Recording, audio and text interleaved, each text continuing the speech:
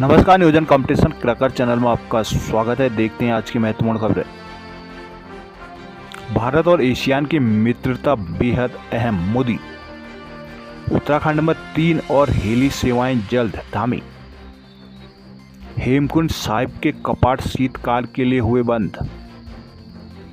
रतन टाटा देश को गमगीन छोड़ अनंत यात्रा पर।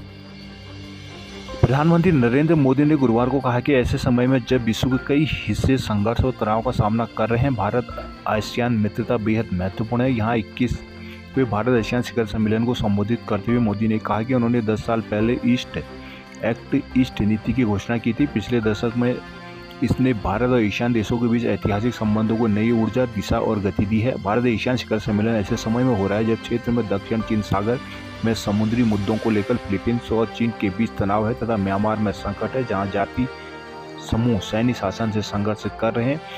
उन्हें विश्वास है कि 21वीं सदी, जिसे एशियाई सदी भी कहा जाता है, भारत की और आसियान देशों की सदी है। उन्होंने कहा कि भारत आसियान मैत्री, समन्वय, वार्ता और सहयोग ऐसे समय में बहुत महत्वपूर्ण है जब विश्व के कई हिस्से संघर्ष और तनाव का सामना कर रहे हों। प्रसिद्ध उद्योगपति रतन टाटा का अंतिम संस्कार गुरुवार शाम मध्य मुंबई के वर्ली स्थित सौदाह गृह में पूरे राजकीय सम्मान के साथ किया जाएगा। मुंबई पुलिस ने उन्हें श्रद्धांजलि और गार्ड ऑफ ऑनर दिया है। पद्म विभूषण से सम्मानित रतन टाटा का बुधवार रात शहर के ब्रिज कैंडी अस्पताल में 86 वर्ष की आयु में निधन हो गया था। अंतिम संस्कार में केंद्रीय गृह मंत्री अमित शाह, केंद्रीय वाणिज्य मंत्री पीयूष गोयल, महाराष्ट्र के CM Eknath Shinde, deputy CM Devendra Fadnavis, Gujarat के मुख्यमंत्री भूपेंद्र पटेल सहित अन्य लोग सौदाह गृह में मौजूद थे। यहाँ टाटा के सौतेले भाई नोएल टाटा समेत उनके परिजन और टाटा समूह के अध्यक्ष एन चंद्रशेखरन समेत शीर्ष अधिकारी भी उपस्थित थे। सौदाह गृह में मौजूद एक धर्मगुरु ने बताया कि अंतिम संस्कार पारसी परंपरा के अनुसार किया जाएगा। उन्होंने बताया कि अंतिम संस्कार के बाद दिवंगत उद्योगपति के दक्षिण मुंबई की कुलाबा स्थित बंगले में 3 दिन तक अनुष्ठान किए जाएंगे। देहरादून मुख्यमंत्री पुष्कर सिंह धामी ने गुरुवार को सहस्त्रधारा हेलीपोर्ट पर पैसेंजर टर्मिनल भवन का लोकार्पण किया। साथ ही उन्होंने एक दून अल्मोड़ा हेली सेवा का शुभारंभ किया है। इसी मौके पर सीएम ने घोषणा की, जल्द ही प्रदेश में 3 और खाली स्थानों खरसाली, यमुनोत्री, गौचर और जोशियाड़ा के लिए हवाई सेवाएं शुरू की जाएंगी। यह तीनों सेवाएं सीएम उड़न खटोला योजना के तहत सहस्त्रधारा एयरपोर्ट से संचालित की जाएंगी। हेलीपोर्ट पर आयोजित समारोह को संबोधित करते हुए धामी ने कहा कि दून अल्मोड़ा हवाई सेवा के लिए राज्य सरकार बहुत दिनों से प्रयासरत थी। उड़ान योजना के तहत शुरू इस हेली सेवा में जहां एक और पर्यटन, आर्थिकी, रोजगार, स्वरोजगार को बढ़ावा मिलेगा, वहीं स्थानीय उत्पादों को बाजार मिलेगा। इससे पूर्व गौचर, श्रीनगर, चिन्यालीसौड़, मुनस्यारी, हल्द्वानी, पिथौरागढ़ के लिए सेवाएं चल रही हैं। सहस्त्रधारा हेलीपैड का विस्तार भी हो गया। उन्होंने कहा कि देहरादून उत्तराखंड में हवाई सेवाएं बढ़ने से निश्चित रूप से सभी को लाभ मिलेगा। यह सेवा बेहतर कनेक्टिविटी के साथ ही हम सबके जीवन में एक बेहतर बदलाव लाने का काम भी करेगी। चमोली जिले में स्थित सिखों के पवित्र तीर्थ श्री हेमकुंड साहिब के कपाट गुरुवार को शीतकाल के लिए बंद कर दिए गए। इससे पूर्व दोपहर 1 बजे हल्की बर्फबारी के बीच 2500 से ज्यादा तीर्थयात्रियों ने दरबार साहिब में अरदास में शिरकत की थी। हेमकुंड साहिब में गुरुवार सुबह 9 बजे से हल्की बर्फबारी शुरू हो गई थी। कड़ाके की ठंड के बावजूद सिख तीर्थयात्रियों में जबरदस्त उत्साह था। पूरा क्षेत्र जो बोले सो निहाल सत श्री अकाल में गुंजायमान रहा। कबाड़ बंद होने की प्रक्रिया सुबह 9:30 बजे शुरू हुई। इस क्रम में मुख्य ग्रंथी भाई मिलाप सिंह की अगुवाई में सुखमनी पाठ हुआ। 10:45 पर सब कीर्तन और 12:15 में अंतिम अरदास हुई। 12:30 बजे मुख्य वाक हुआ, जिसके उपरांत हुक्मनामा पढ़ा गया, जिसके बाद पंच प्यारों के नेतृत्व में सेना के इंजीनियर कोर व गढ़वाल स्काउट के बैंड के दोनों के बीच श्री गुरु साहिब को दरबार साहिब से सचखंड में लाया गया। ठीक 1 बजे गुरुद्वारे के कबाड़ शीतकाल के लिए बंद कर दिए गए। उधर भ्यूडार घाटी के रक्षक भगवान लक्ष्मण के मंदिर के कपाट 12:30 बजे शीतकाल को बंद कर दिए गए। थराली में नाबालिग से दुष्कर्म की घटना के विरोध में बाजार हुआ बंद। थराली में गुरुवार को नाबालिग से दुष्कर्म और उसका वीडियो वायरल करने की घटना सामने आने के बाद पुलिस ने आरोपी 24 वर्षीय दिलवर खान पुत्र सहित अली निवासी थराली को गिरफ्तार कर जेल भेज दिया। इस घटना से आक्रोशित लोगों ने बाजार बंद कर प्रदर्शन किया। उन्होंने आरोपी को फांसी की सजा दिलाने की मांग किया। साथ ही गैर समुदाय के मूल निवासियों को छोड़कर बाकी को 1 सप्ताह के अंदर थराली छोड़ने का अल्टीमेटम दिया है। उधर बुधवार को आरोपी की फांसी की सजा दिलाने घटना के विरोध में गुरुवार को लोग सड़कों पर उतर आए। विश्व हिंदू परिषद के जिला अध्यक्ष प्रताप लूथड़ा, उपाध्यक्ष पुरुषोत्तम कोठियाल, प्रांत उपाध्यक्ष चिंतामणि सेमवाल, जिला प्रचार प्रसार नगर अध्यक्ष उमेश खंडूरी, जिला प्रचार प्रसार नगर अध्यक्ष के नेतृत्व में स्थानीय लोगों ने नगर क्षेत्र में प्रदर्शन किया। मौके पर उप जिलाधिकारी थराली के माध्यम से सीएम को ज्ञापन भेजा। विश्व हिंदू परिषद के जिलाध्यक्ष प्रताप लूथरा ने आरोपी दिलवर खान को फांसी की सजा दिलाने की मांग की है। व्यापार संघ अध्यक्ष संदीप रावत ने बताया कि मूल निवासी मुस्लिम समुदाय के अलावा किसी भी अन्य को 1 सप्ताह के भीतर नगर खाली करने का अल्टीमेटम दिया गया है। थाना थराली प्रभारी पंकज कुमार ने बताया कि आरोपी को जेल भेज दिया गया है। स्थिति को देखते हुए थराली नगर में पुलिस द्वारा प्रातः ही फ्लैग मार्च निकाल दिया गया था। अतिरिक्त फोर्स मंगा दी गई है। प्रदर्शन कार्य में पूर्व प्रमुख राजेश जोशी, देवाल प्रमुख डॉक्टर दर्शन दानू, प्रदीप जोशी, प्रेम बुटोला, व्यापार संघ के अध्यक्ष संदीप रावत, ठाकुर सौरी प्रताप सिंह रावत, प्रधान संगठन नारायणगढ़ के अध्यक्ष भगवती सती, बैनोली के प्रधान गंभीर सिंह सहित अन्य लोग मौजूद रहे। रुद्रप्रयाग बद्रीनाथ केदारनाथ यात्रा 2025 में हो गया आसान।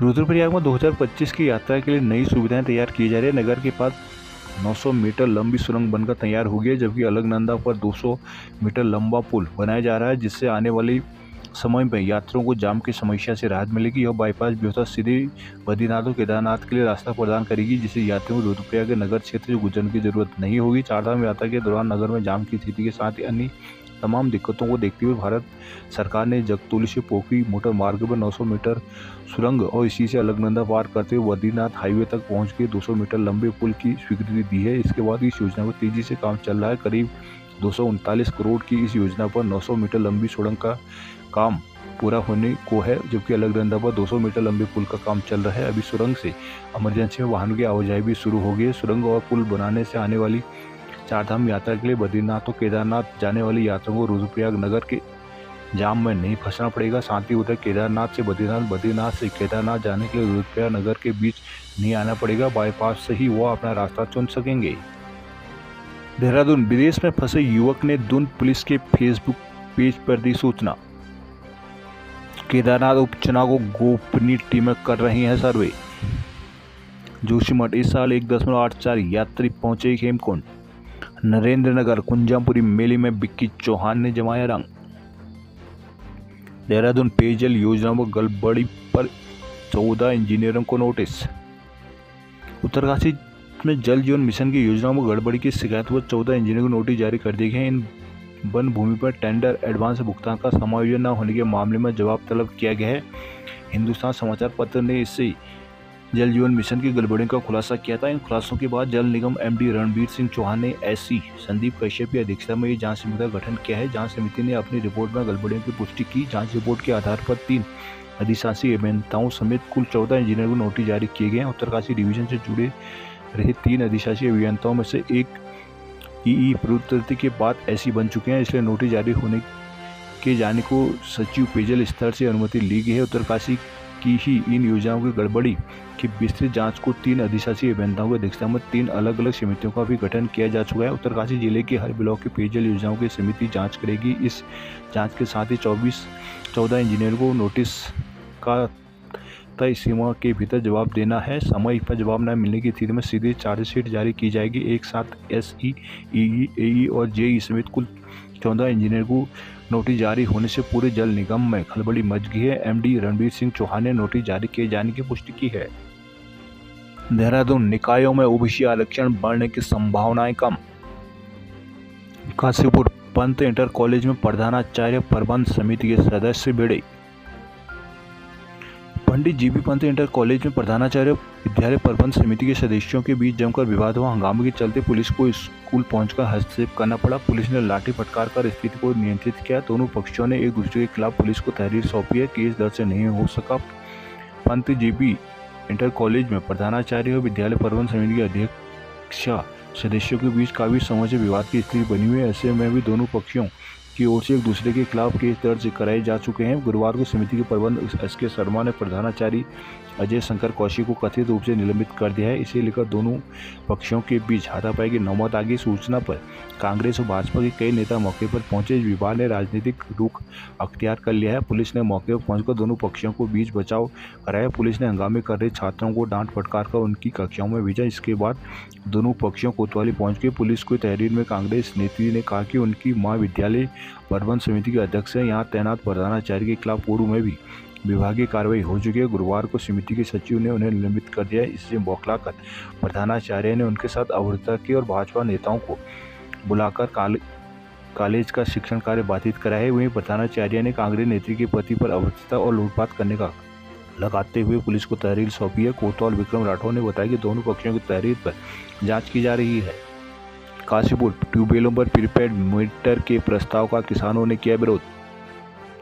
किसान विकास क्लब उत्तराखंड की बैठक में कृषि कार्य के उपयोग में होने वाले ट्यूबवेलों में प्रीपेड बिजली मीटर लगाने के प्रस्ताव का विरोध किया गया है। बैठक में रामनगर मुरादाबाद 4 लेन के लिए अधिकृत भूमि पर लगे ट्यूबवेलों का मुआवजा 50,000 रुपये से बढ़ाकर 6 लाख रुपये करने, 4 लेन की सड़क में ह्यूम पाइप लगाकर पानी की निकासी कराने का भी मुद्दा उठाया। गुरुवार को किसान विकास क्लब की बैठक मंडी समिति के अतिथि गृह में हुई थी। घरेलू और वाणिज्यिक उपयोग की बिजली के साथ ही ट्यूबवेलों पर भी जबरदस्ती प्रीपेड मीटर लगाने की तैयारी की जा रही है। इस मीटर को रिचार्ज करा पाना टेढ़ी खीर साबित हुआ। किसानों की आर्थिकी खेती पर निर्भर है। मीटर का रिचार्ज खत्म होने की स्थिति में समय रहते रिचार्ज नहीं करा पाया गया। ऐसे में किसानों की फसल चौपट होने की आशंका है। साथ ही प्रीपेड की बिजली भी महंगी पड़ेगी। बिजली माफ करने की मांग उठाई गई है। 4 लेन के लिए अधिकृत भूमि में ट्यूबवेल का मुआवजा 50,000 रुपये तक किया जा रहा है, जबकि लालपुर, बक्सौरा, सुल्तानपुर समेत कई स्थानों पर ट्यूबवेल 4 लेन की जद में आए हैं। इन पर 6 लाख रुपये से अधिक खर्च